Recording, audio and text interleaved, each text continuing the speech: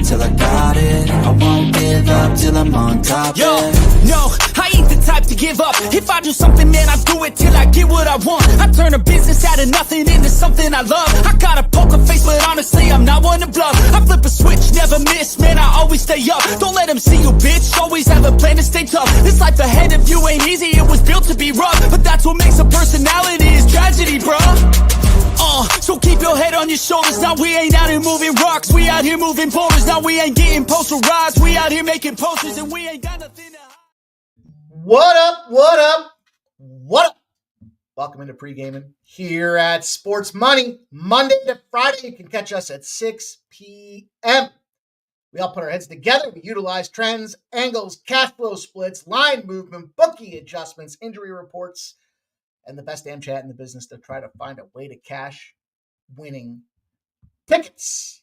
Hopefully everybody had a nice Monday. We got a real treat tonight.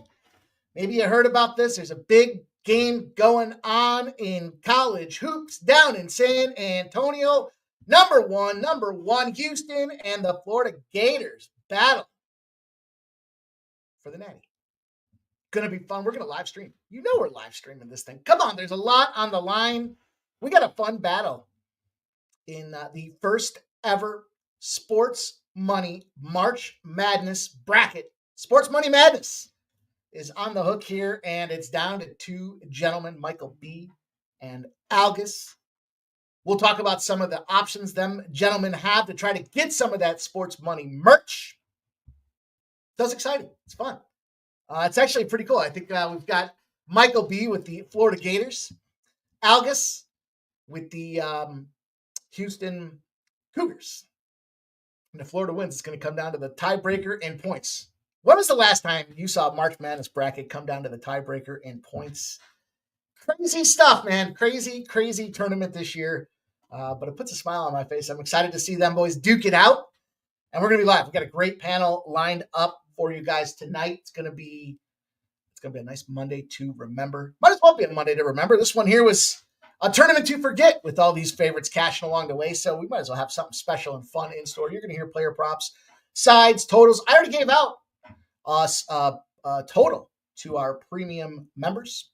If you guys haven't done so yet, we appreciate you guys all taking the time to become a member. Over 194 gifted memberships last month. All we're asking is for an extra $5. Get out there, become a silver or gold member. Support the cause. We appreciate those that do, and we want to give you guys a little bit more. I'll give you guys the late night Vegas game under. Now, that was sweaty. And then I looked back at it, and I realized I had way too much tied.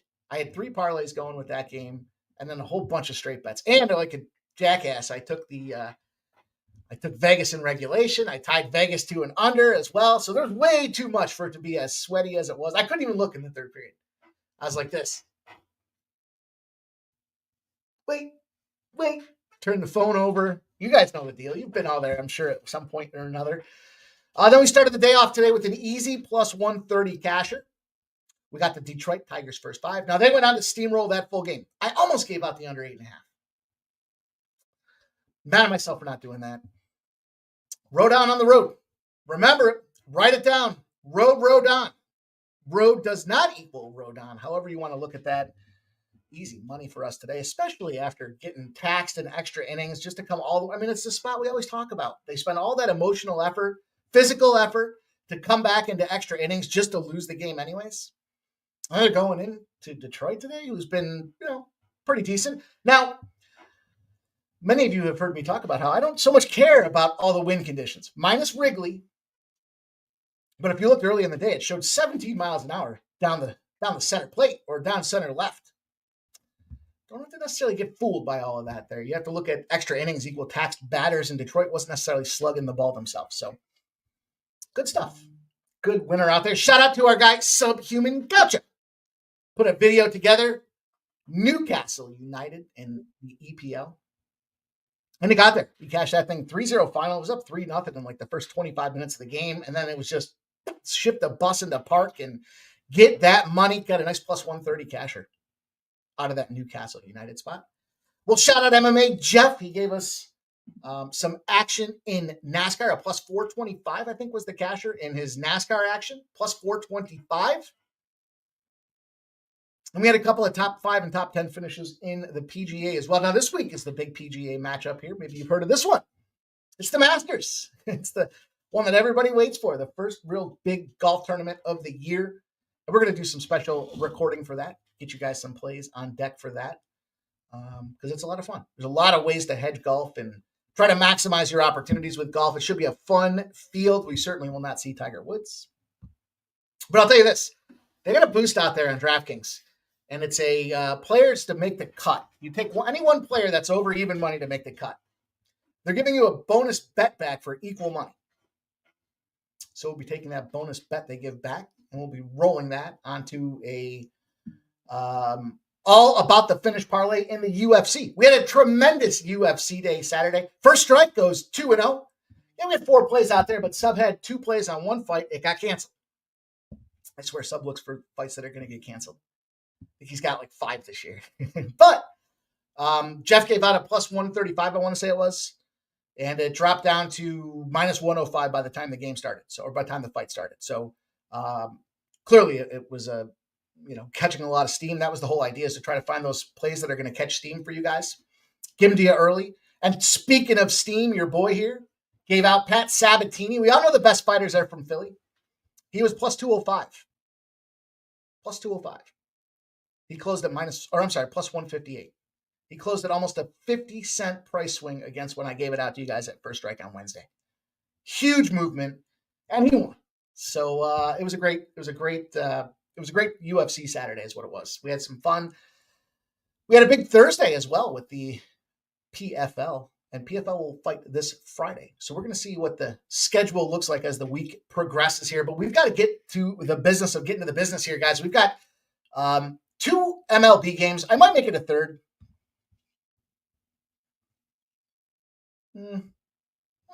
Yeah. I'm going to make it a third. I could make it a fourth. Or maybe I'll wait till later to give that one out, since it's, I want to see what this line does. If it comes in just a little bit, it's a little wide right now. We'll see if that one comes in. I do have 3. 2 of them will start here before the 7 o'clock hour. So it's time to get moving. I've got 3 NHL plays. One of them is an NHL parlay. I think it's just like a plus 125 parlay. Then we'll take the Edmonton-Anaheim game, the Seattle and Kings game. We'll close it off. Just one spot in the NBA. Just one. There's only 2 games, in all fairness. One starts at 7:10. That's the Kings and the Pistons. The other one starts at 7:40. It's the Sixers and the Miami Heat. So I thought with a small slate here, I wanted to get involved with the Pistons. I'll tell you that right now. 2 things. One of the best trends on the books today are the Kings at plus 6.5. And the line hadn't moved all day. It has just moved. I swear that 6 o'clock hour, man, it's the witching hour for bookie movement. That's why we're all here. Hopefully you guys caught our man Ramon Scott this morning. The morning steam every day at 9 a.m. And it's time to get to work, boys and girls. You know, the first thing that we can do, the most important thing that you can do, help support the cause. Yeah, we're viewer supported. Yeah, we love you guys that have gotten those gifted memberships. If you got one, you should give one. Just good business. And if you got one, $5 more. Upgrade yourselves to a silver package and get some of these afternoon specials that we put out there.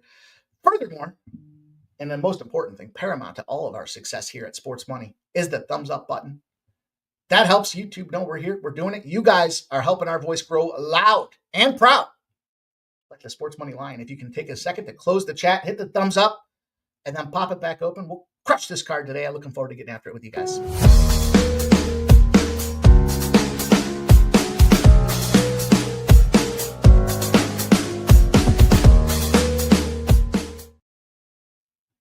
Let's go. Let's get after it. I can't wait for tonight's panel, man. It's going to be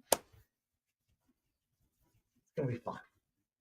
It's going to be fun. I saw Razor Sharp picks in the chat.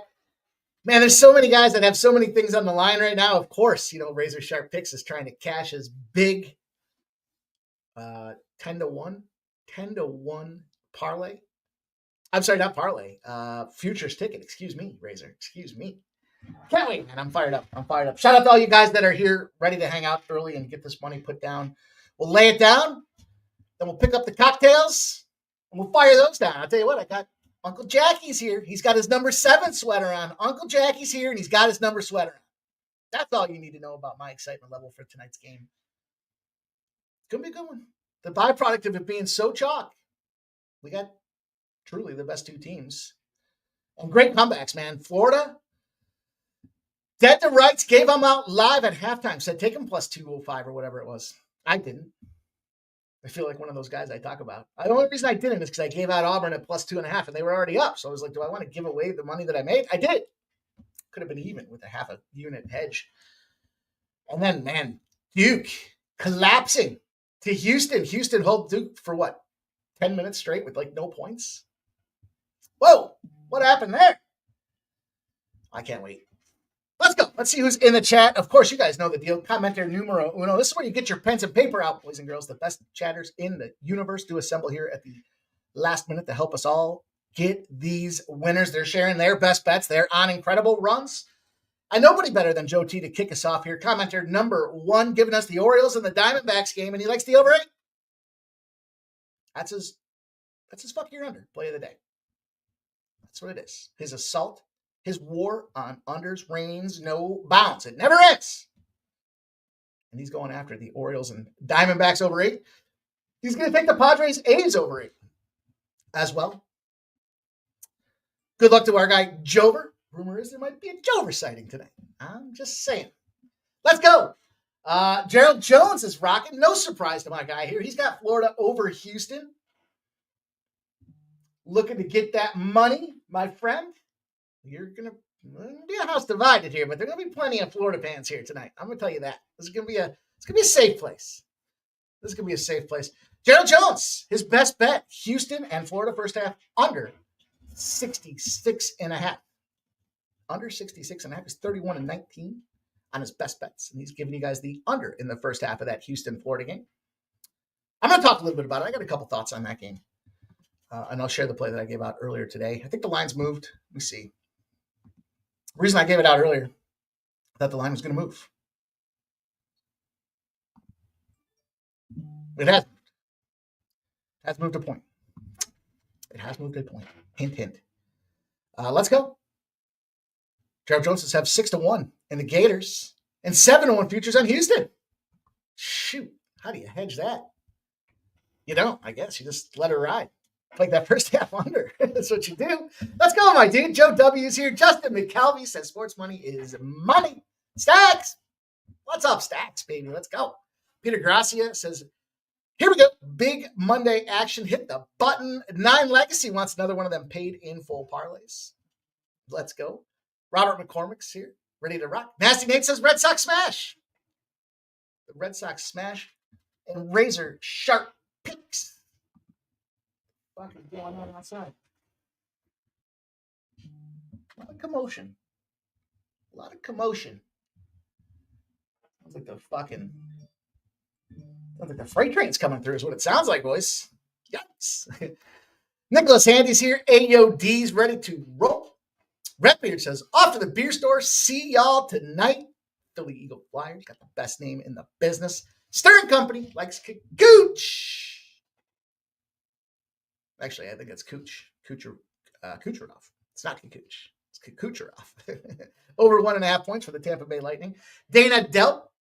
Philly Eagle Flyers back. It's tied after second inning season for Philly Eagle Flyer. The man created this prop. I'll tell you that. You got to recognize greatness where greatness is due, and he's coming through with us here this year. Tied after second inning in the Cubs and the Giants. Also sprinkled a few other games. He likes the Nats plus 152, the Mets plus 148, and the Royals plus 176. Shout out to Markel. Hello, my friend. Got Tyler Hero double, he says. All right, Miami. Got a little Miami action. And caught it the morning at plus 500. Let's go. Khalil Ware, 16 rebounds. That's a big, juicy number. Justin McCalvey likes the Pirates over 8.5. And Markel's got a Vladdy homer. So let's use that as the launching point here because I did a little, I don't want to call it a public homer parlay. And I've been whacking them. So they've cut me down on juice here at DraftKings.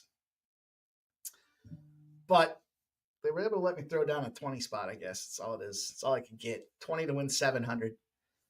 But it's no sweat. So that means it comes back, and I will take a ridiculously, egregiously priced parlay afterwards.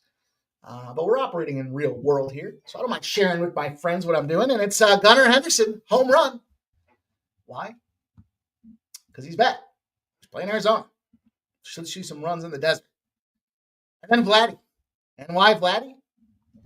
He just signed a, 14-year, $500 million contract? Yeah. I'll play them, boys. I'll play the both of them together. Why not? And if I don't win $700, they'll give me my 20 back, and I'll try to win $7,000 later tonight with you guys live.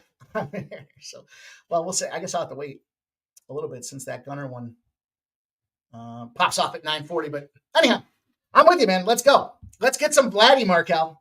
Let's go. Philly Eagles says, my friends say Florida wins. I sprinkled overtime at plus 1,900. Woo!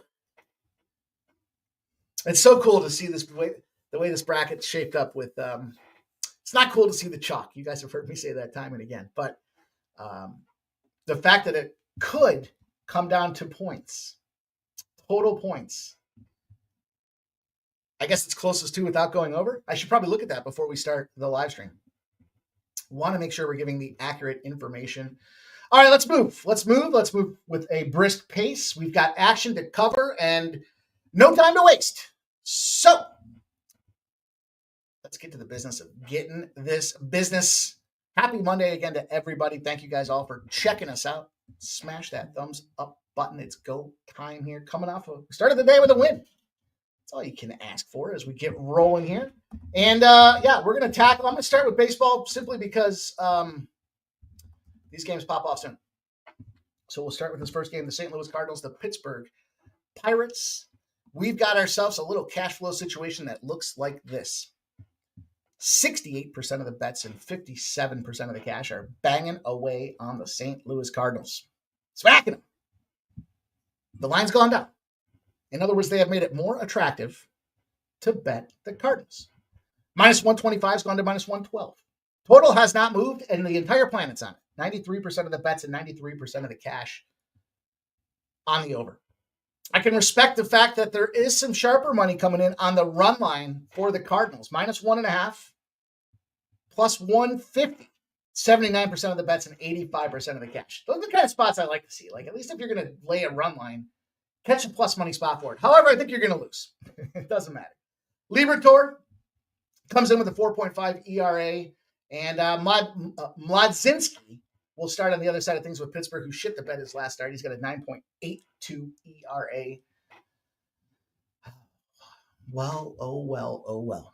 It went against the Yankees earlier. All of that effort to come back and lose that game yesterday to the Pirates in extra innings.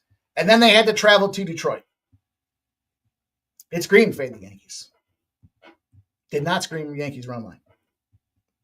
On the other side, the Cardinals played Sunday Night Baseball. Not only did they play Sunday Night Baseball, they played a doubleheader. And man, did they get fucking walloped in that last game there. 18-7. The Cardinals just rolled over. They packed up the bats after game one. They lost game one, by the way. And they got swept in that Boston series. Push comes to shove. The way I prefer to get down is fading these Cardinals in game one of a series. It is one of the more profitable angles across baseball. Now, I know this season's young, so we'll see exactly how this thing evolves here. But when they're less than a minus 160 favorite and the total's under a 10.5, so they're probably not playing at Coors or a windy Chicago, right? Isolate Coors and windy Chicagos. They're 0-9 in their last 9 series openers in that criteria. On the other side of things, Pittsburgh finds themselves 8-0 when they're sitting on a 7 between the 120s off an extra innings win. In other words, the books aren't sure what number to put on these guys, so they kind of make it safe. The safety play is we'll just put it somewhere between the 120s and assume that people will fade the Pirates because they're the Pirates. The problem is if you don't fade the Cardinals here, you're missing the opportunity. 3.6 is the margin of victory that the Cardinals are blowing. The game one starts. And 2.6 runs is the margin of victory that the Pirates are catching those wins out there. For all the effort, I mean, how can you not feel any better than taking down the Yankees in that last game to avoid the sweep? You're still at home. You didn't have to travel. It's Pirates or bust for me. We'll start off with the Pittsburgh Pirates. And yes, my mouth is still healing from the terrible Thursday night burn. I can still feel it around my teeth. As I'm starting to talk more, because I don't have any co-host here to share the screen with me until the live stream, I am scratching away at the side of my mouth. Let's go to this next game here. All right, so I'm going to give you guys one more. You're probably not going to like it, especially because I see some of you guys are looking to chirp the other side of this thing here. But we got the Toronto Blue Jays and the Red Sox, and I'm taking the Blue Jays. I know. It has nothing to do with the fact that that's my AL East team. I prefer to fade the Blue Jays. Problem is we got Berrios on the bump. This thing opened up at 89% of the bets. So the public thinks the Red Sox are going to smash. Only 64% of the cash. Respected Sharp Buying has come in and identified the Toronto Blue Jays as the team the Sharps are coming in on here. There's 2 spots that they're coming in on. This be one of them. The next game we're going to talk about be the other. Plus 110 on the Blue Jay side hasn't moved. So minus 132 to minus 121. Public loves the Red Sox. They've made the Red Sox 11 cents more attractive to buy. Sharp bettors aren't buying it. They're coming in on the Blue Jays. And this total's gone from 8.5 to 8 with 97% of the bets and 97% of the cash. We got Ricky Fitz. Excuse me. Starting for the Red Sox with a 4.5 ERA. I thought it was going to be Berrios here. It looks like we got Lucas, a last-minute switcheroo to Lucas. Or is Lucas going to be the starter and Berrios is the primary? Doesn't matter to me. The reason it doesn't matter to me is because you got to fade this Red Sox team. They dumped the fucking truck the last game. First of all, they had that doubleheader that we talked about. Early game, then they had to wait around the clubhouse all day long to play the late game. And it wasn't just playing the late game. The late game was an abomination of defense. No pitching whatsoever. And here's the problem I have. I expect that to carry over. 100%. And the reason why, I'll tell you why. First of all, Fitz, 0-1, 4.5 ERA. He's coming out of Scumbag University, and he's showing how he earned his master's degree at that program, that fine institution of Scumbag U. On the other side of things here, with that 18-7 game, here's the thing. They dumped the truck with pitching staff. Absolutely. You look at that first game. First game rolls out there against the Cardinals. That was I believe it was 1:30. I believe that was the 1:30 doubleheader. And, we see what happened. It was a 5-4 game. It also went to extra innings. Let's just park it there for a second. 1, 2, 3, 4, 5, 6 pitchers roll in that game for the Boston Red Sox. It also is the same on the St. Louis Cardinals side, which is another reason why I like the Cardinals when it comes to this Pittsburgh game here tonight. Then you roll in, and you look at game number 2, 18-7. Everybody was scoring in this game. It was not extra innings, but it was incredibly prolonged. I think it was almost a 4-hour game, if I'm not mistaken. If I'm not mistaken and reading the clock correctly. Now, fortunately for the Red Sox, they were able to keep it to 3, but they used 9 pitchers yesterday and played a hell of a lot of baseball. On the other side of things, the Blue Jays, well, they stink. There's no doubt about it. They're not world beaters by any stretch in this case here. And they have not yet won on the road, coming into this thing off of a 3-game sweep against the Mets. They got swept on the Mets, on the Mets, on the Mets. Not a lot of travel. What is it, an hour and a half to go from Citi Field over to Boston? And that game was done early. So with all due respect, I think this is a terrible spot with tired team on all sides of the fence here when it comes to the Boston Red Sox. I got to take this Toronto Blue Jays squad. It's not my favorite play on the card, but it's a plus money spot, and it's good enough for me to look at it and say, okay, I'll take some Toronto Blue Jays here. The number's right. It should be a lower scoring game. I imagine they want to get this thing over and done with here. Maybe both pitchers do have a tendency to go out there and shove and knock this thing down, but I like the AL East teams on the road. We talked about that trend last year. AL East teams that play each other at home, they're 50-50. They go on the road, they smack. I don't know why Berrios got, I don't know, is he scratched? Can anybody tell me, is he scratched? He still shows. And he had that shit game against Baltimore to start the year off. But he rolled out there against the Washington Nationals, picks up 8 Ks. I mean, 5 Ks and 8 Ks. He's got 13 strikes coming into this thing here. Look out, Red Sox. It's not a Red Sox smash spot. It is a Toronto smash spot. I don't know about smash, but we'll call it the smash spot just because that's how we all recognize these Boston plays that are involved out there. So we'll see. We'll see. Yeah, look at this. Peter Grassi says it too. Here's the thing. I still think the Yankees bullpen's taxed. My estimation is this. Let's say after the first 5, the Red Sox are down 1 or 2 runs. It's a tight game. They're down 1 or 2 runs. Or even into the 6th. They're tied, and then all of a sudden the Blue Jays score. Well, are we likely to see eligible bullpen guys? Or are we going to see the old angels of the outfield coming in there throwing meatballs across the pitch? We'll see. Time will tell. But I've seen enough of these opportunities. Fletcher Berry says, isn't it not Berry? I thought it was too. Let me look. Upon further review, let's take a peek. What does my book show? What is the book showing us here? Yeah, they're showing us Berrios too. Like I said, it's more of a play against the Red Sox than it is a play on the Blue Jays. But I'll play on the Blue Jays given the fact that they're not traveling, an hour and a half. Probably could take them 3 hours, 4 hours, depending on what the traffic looks like. But we'll take Blue Jays. We'll take the AL East on the road here against Boston. It's your cousin. I don't have a good accent. Fletcher Berry says Easton Lucas. Yeah, I still see Berrios listed too. This being said, this is a good point for me to mention this again. I never play listed pitcher. I shouldn't say never. Maybe 0.01% of the time I've played listed pitcher. Now, first 5s are a different story. First 5s, it is listed pitcher automatically. So, at least in my books. So, from Boston. But I don't care about the starting pitcher. I mean, listen, I've said this has been I caught so much shit for it before, and I still stand behind it. I don't care. I mean, yeah, some guys are going to go out there and mow them down, but they're still going to lose. Should Justin Steele go out there and shut down the Texas Rangers? Probably, but he's not having the best time of his life to start the season off. So Eovaldi, to me, with a total at 6, are you fucking crazy? No. So I'm not. There's some guys. Now, I like this Dustin May Washington National spot. The Nationals have been dominant and busted up on, in a lot of spots out here when it comes down to here.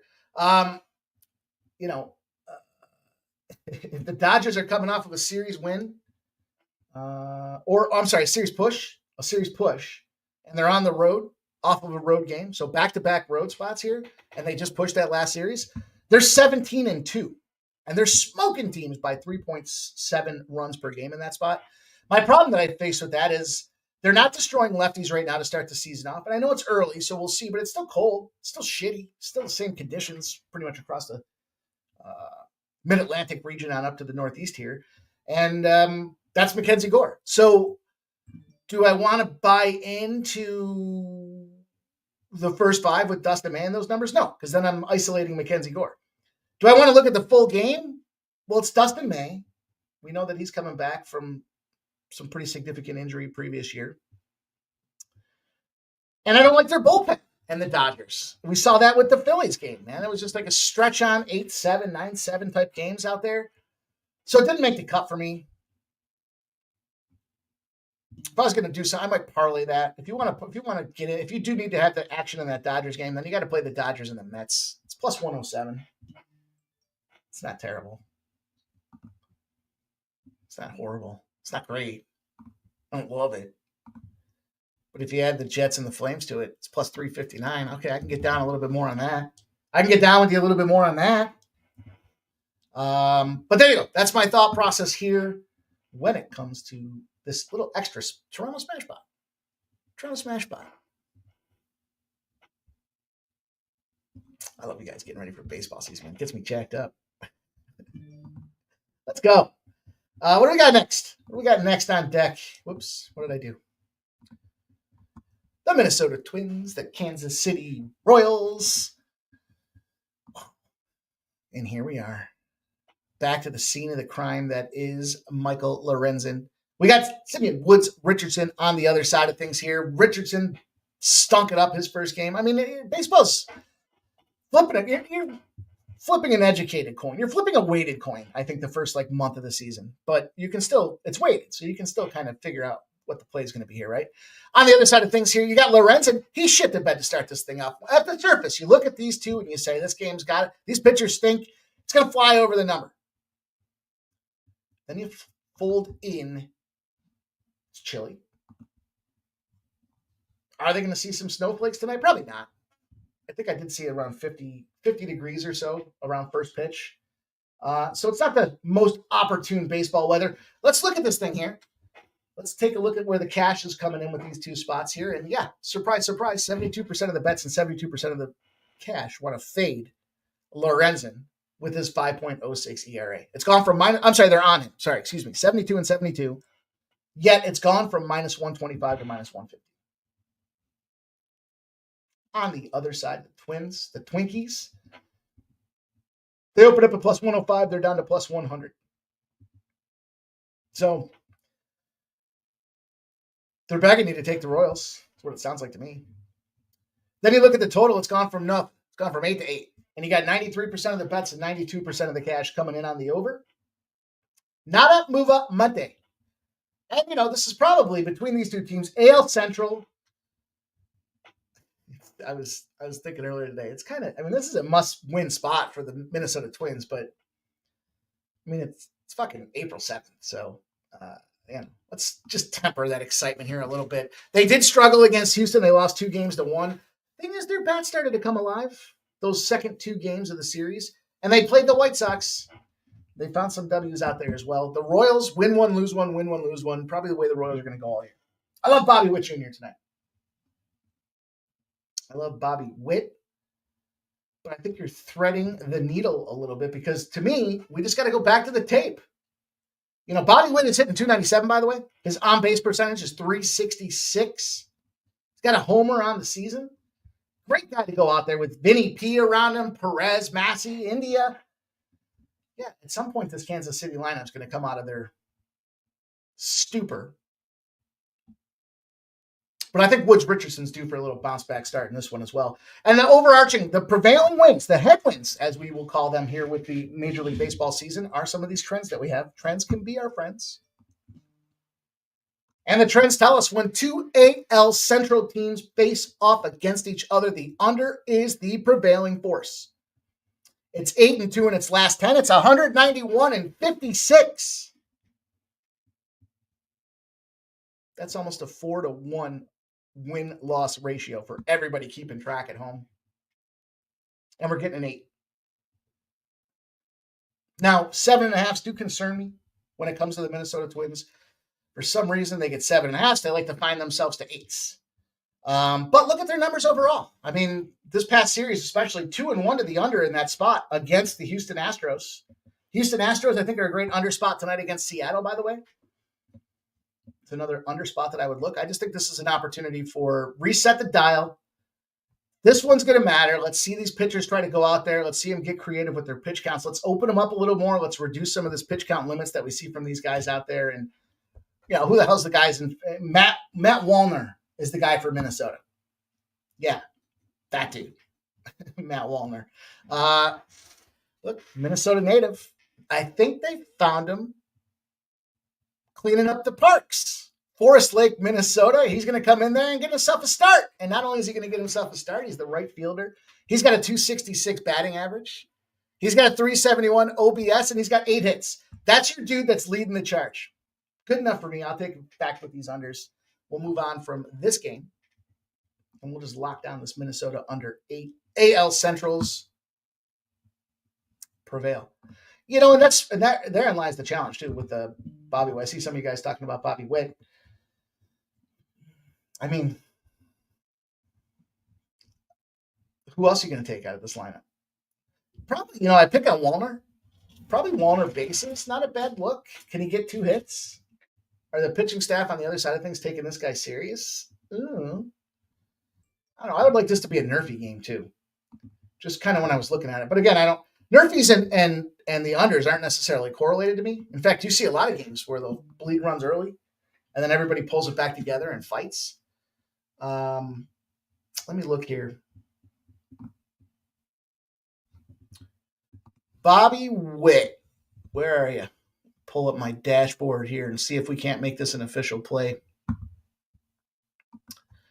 Bobby Witt at plus 165 is the best number we can find on his RBI scale. Let's just take a peek here. Got to get myself conditioned for the Sharpie show.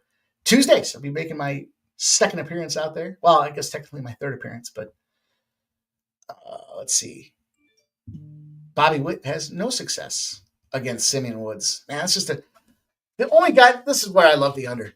The only three guys that have experience are the number 6 Hunter Renfroe, MJ Melendez, and 7. Only one hit, only one at bat, and then Garcia 5 at bats, 1 hit. Everybody else has been blank. This might be a double dipper. Maybe I pivot away from good old Bobby and I look at this first 5. We got a 740 start. We got an 8 total. And we got a 4.5. All right, I'll think about that. And come back to it. That's where you can see where my headspace is, anyhow, with trying to take advantage. Let's go to the NHL. Let's pick up the pace. Mikey Money, pick up the pace. Okay. Here's a pace picker upper. I'm going to parlay the Jets and the Flames. There you go. That's it. It's the end of the cap. No, it's not. But both these teams are in incredible spots here to get this thing rolling. You know, when you look at a couple of these situations here, first of all, the Flames have themselves a little 64-16 record. It has to do with just having a better special teams unit than the team that they're playing, as long as it's within the same division. So that's the key nature here. Fighting on teams that you're better than on special teams. So when you get out of that regular strength, I mean, it's the Sharks. Let's not get too excited. The Sharks fucking stink.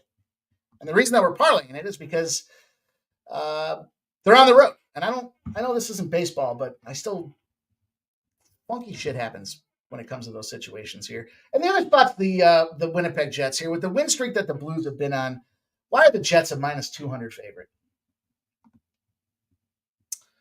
Probably because I have them in an 18-5 position out there. Home favorites against good winning teams in the West.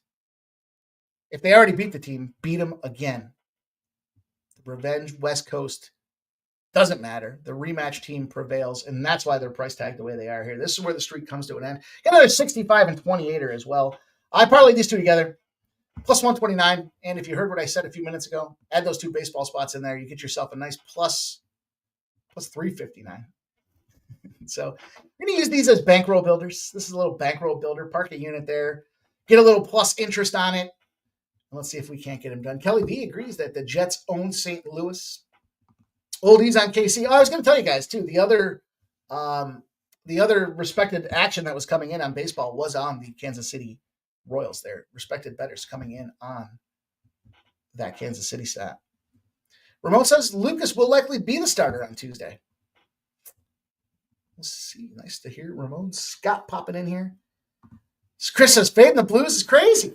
Chris, it's minus 200, brah. What do you think about that? You think they're giving you a silver platter, or you think they're begging you to take them? I'm not going to fuck around with it either way. It probably goes to overtime, right? I think all these, well, not the Oilers and Ducks game. I don't think that's going to go to overtime. Spoiler alert. I don't think that one goes to OT.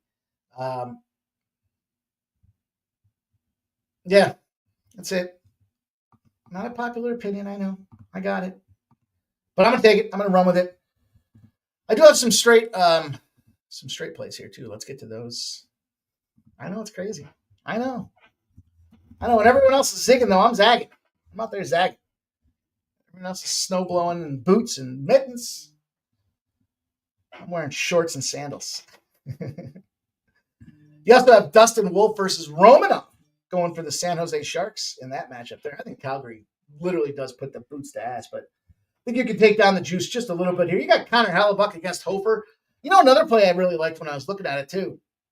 Yeah, I know the Blues 12-game winning streak. But you're playing the best in the league. Welcome to the jungle, SA.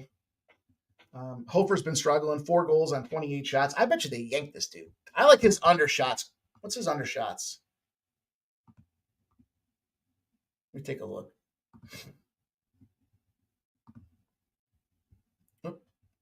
Goalie props. 23.5. Chalk me down for the under 23.5 on that one, too. I'll tell you what.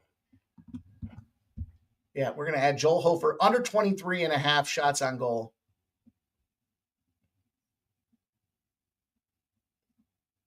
I think that game does go to the under. I'll take his under 23 shots on goal.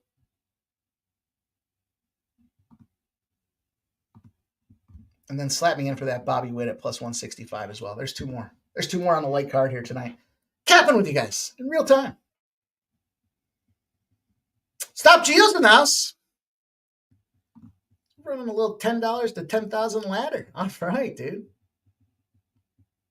All for even odds or better. Florida plus 8.5. Dodgers plus 1.5. Cade Cunningham 20 plus at plus 105. All right. Chris, does anyone know Padres? Ramon knows the Padres.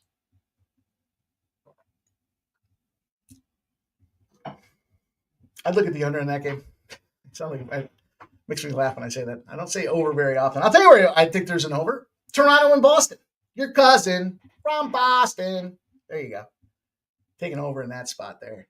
But I do like the under in that one. Michael King, Luis Severino. I can't get down with Oakland. I did. I found a loss and I found a win, so I don't know. I don't love it. 10:05. We'll talk about it with our panel tonight. I'm sure we'll have plenty of action to look at there.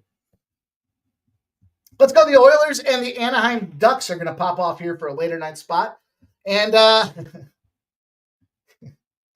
Oliver Rodriguez and Lucas Dolstrom. Rodriguez saved 7 of 8 shots in a relief effort. Going to make his first start in the NHL.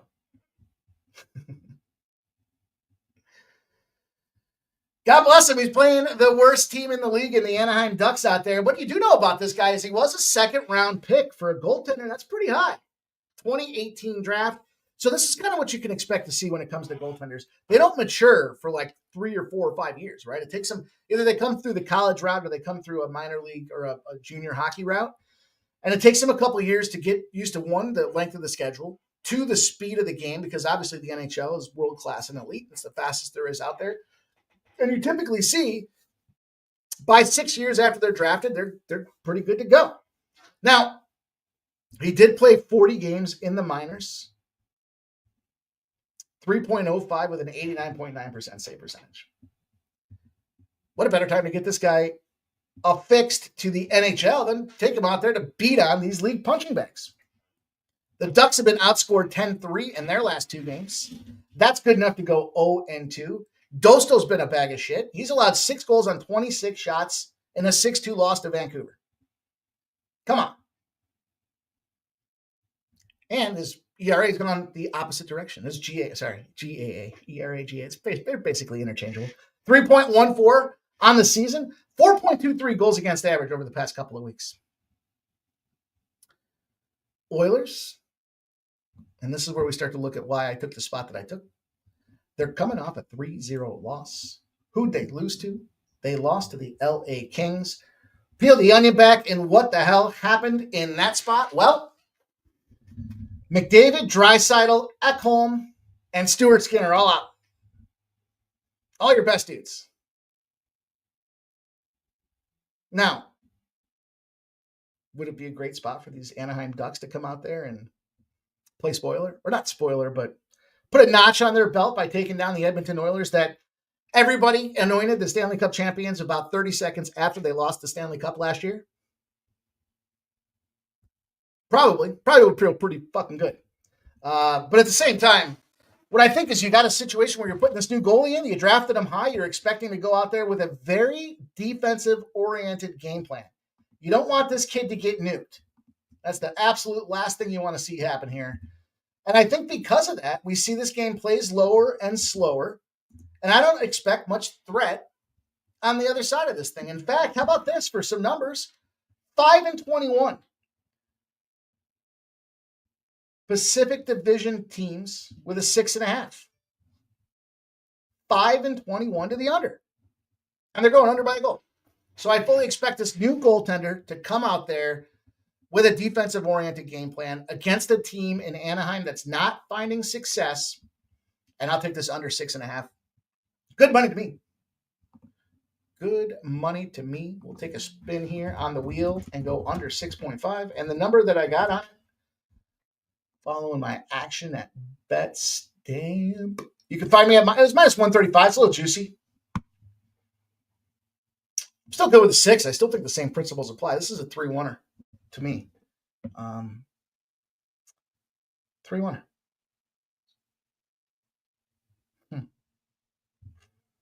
Just watching this line move on this other spot.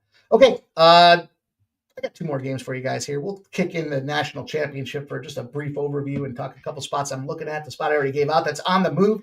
Seattle Kraken and the LA Kings are on the move in this one as well. They're going to pop off here a late night special where we do it oh so nice. Joey Decourt, Darcy Kemper, 2 of the best that their teams can offer, going out there. And both goalies first off the ice, so it's expected. Now the Kings. Look, Kemper's 2.03, 92.1. I don't think I've seen a team play at home like the LA Kings have. Won 4 straight. They're outscoring their opponents 19-4. They're going to Kemper. Should be lower scoring game. And Kemper played great.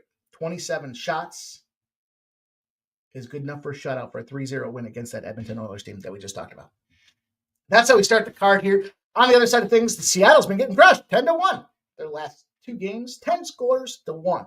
And now they're going to go out there and battle. And this is where I think they do have a little bit of a step up with goaltending because Kemper's been saving at 94.3%. So here's that delta, the positive delta that we look for. 91% saving on the season, 94.3% over his last 4 games. And guess what? When your goalie plays better than he's been playing all year, you tend to win games. They're 3-1 over that stretch. Now, clearly, it's going to be a juggernaut in front of him with this guy, with this spot here. This is kind of my sneaky little hunch. When you look at the lineup, Drew Doughty is still out. That's a big deal. Some things that I look for, I look for defenders that can contribute to offense for sure. And when you take a guy like that out of the lineup, I can't get behind him. You guys know I do not have any love in my heart for the Seattle Kraken whatsoever. They screwed up the draft. They were too stupid to realize that everybody's showing you how to do it with the Vegas Golden Knights, and you just went off and said, fuck it. I don't care about backroom negotiations or any of that other shit. But I know this, you got 94% of the bets and 98% of the cash coming in on the LA Kings. The line's gone down. They're making it more attractive to bet the LA Kings. I can also tell you that when you look at such things as the respected sharp bettors, well, guess who they're getting involved with here? Seattle Kraken.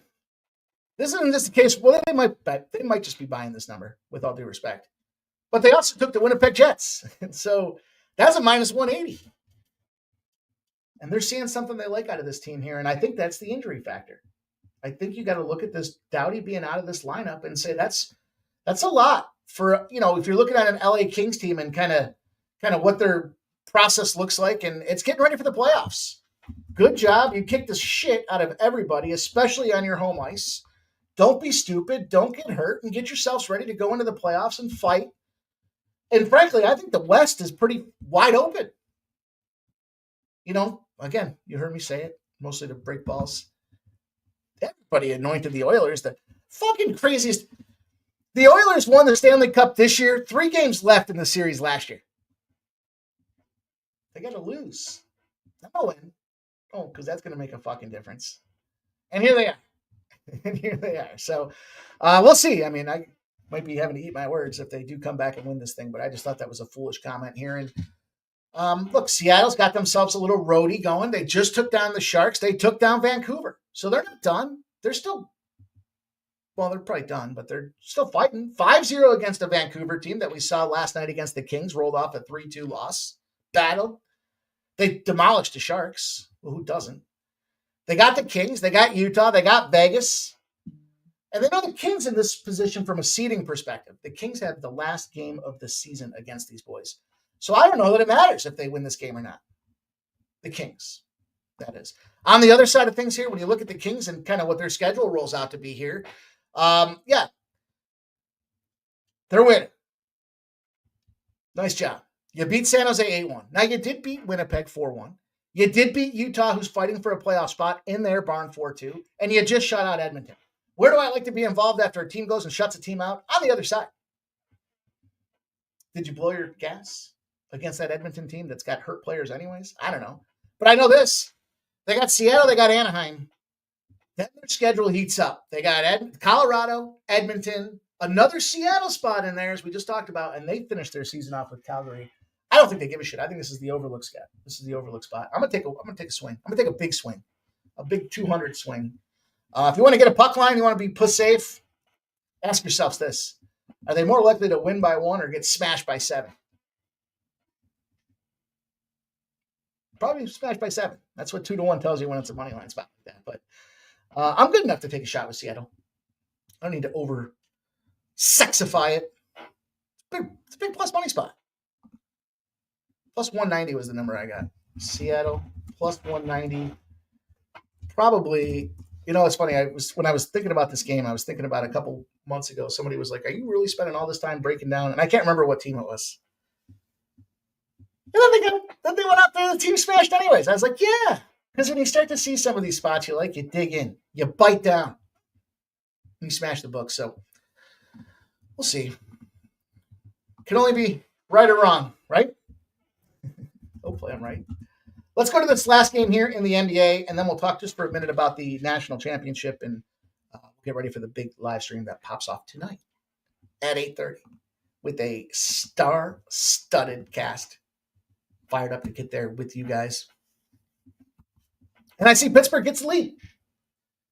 Pittsburgh gets the lead 1-0. 1-0. What's going on here?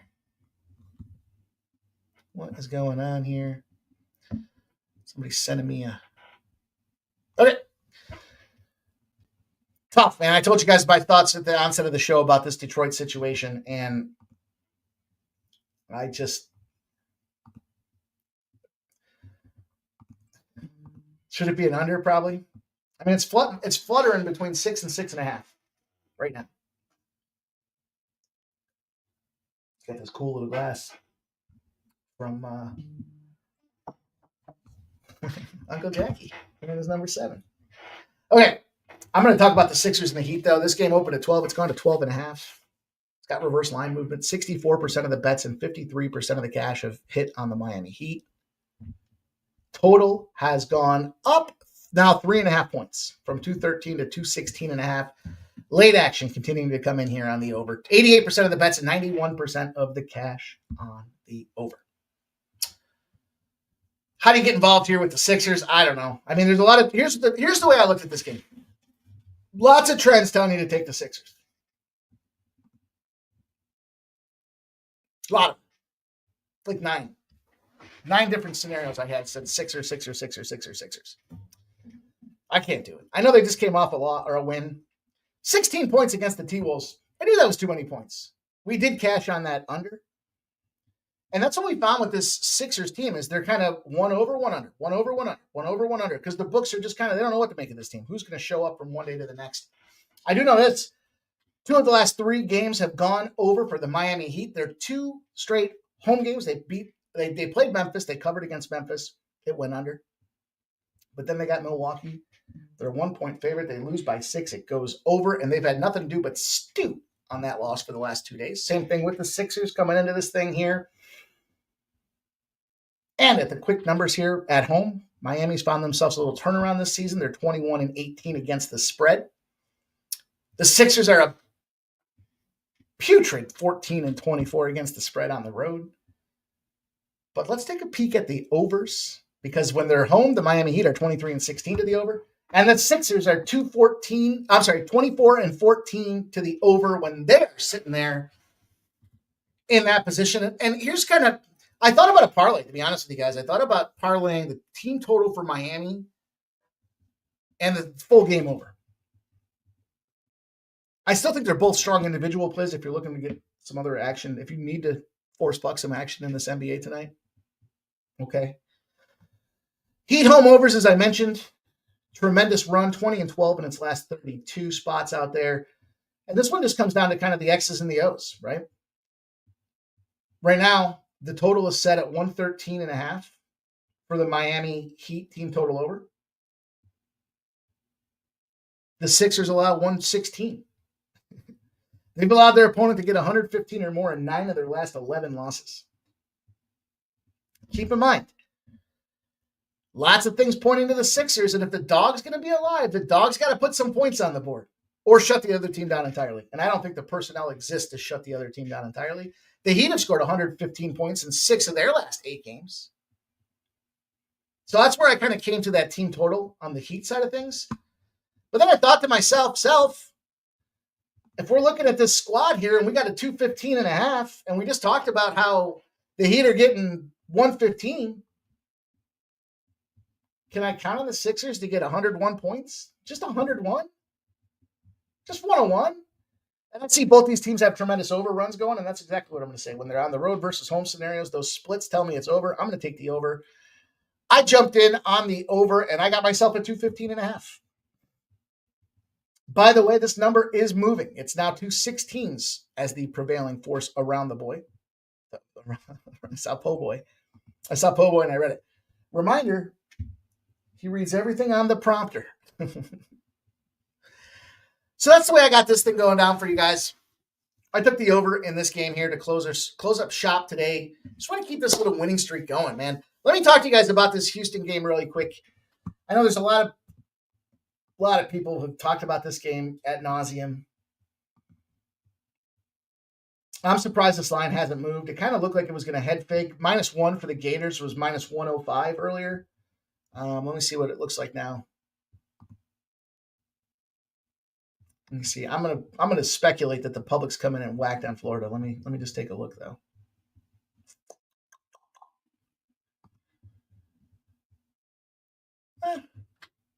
Not really. Not really.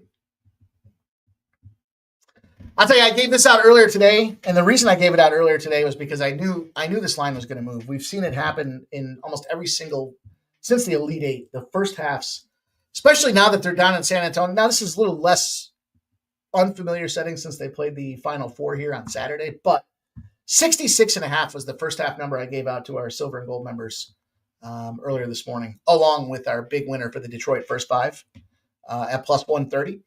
Again, simply speculating that when we look at this thing now, I'll shout out Trisha M sent me a whole bunch of boosts out there from Florida where they're getting peppered with Florida action. And they're showing, doesn't matter which team wins, but the over is going to hit. Big red flag out there. I don't expect it to be as low scoring as, well, I said this earlier. I don't think Houston shuts it down entirely in the second half. Like they did against Duke. I mean, if they do, then yeah, Florida's in a lot of trouble here. But I'm not sure I'm entirely ready to go that direction. When I was looking at some of these numbers, I saw 27-0 spot for Florida. I mean, that's certainly eye-appealing, to say the least, 27-0. But counter trends here, and I suspect that. I suspect, trends are great when you've got a sample to work with and you can isolate 1 or 2 games that have some really nice numbers in their direction. When it comes down to the brass tacks of it, you got to grab your kahunas and you got to drop them on the line or whatever it is that you may be sporting, and you got to put it on the line because you got to make a decision here. I personally, I see everybody, the books love Florida. Obviously, you look at Houston on the other side. This is a great game. You got a great offense against a great defense.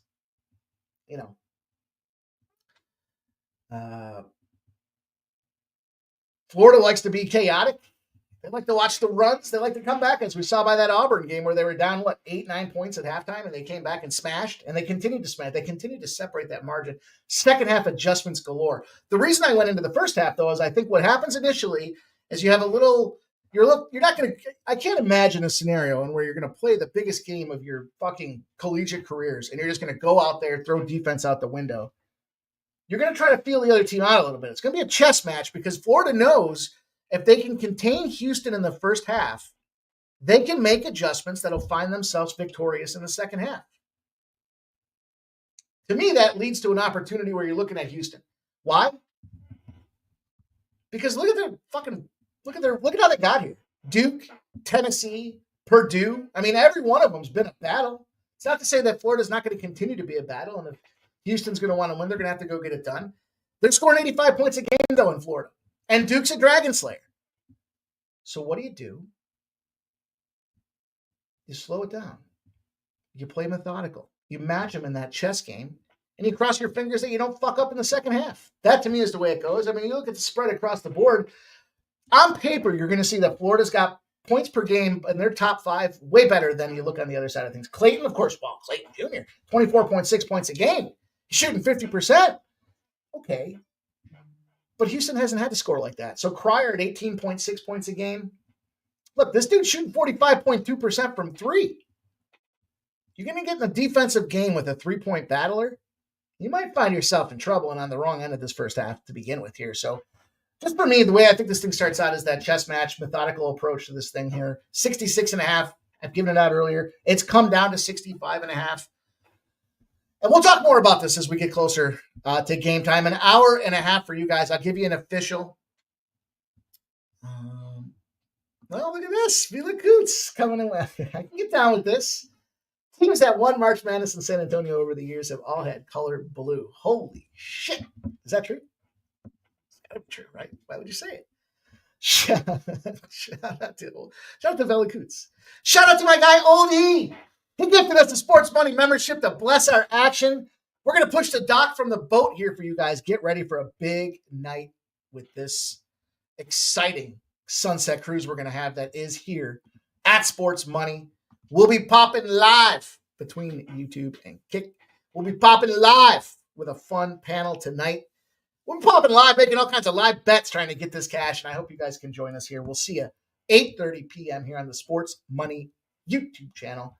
Until then, on behalf of the Sports Money crew, good luck with your bets. Get that money. Get them bookies.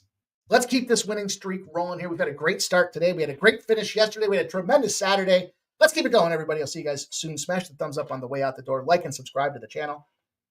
Good luck.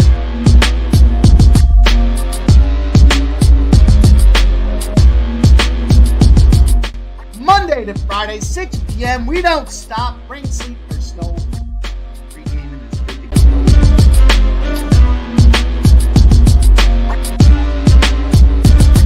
Snow, Curtis, blow, flow,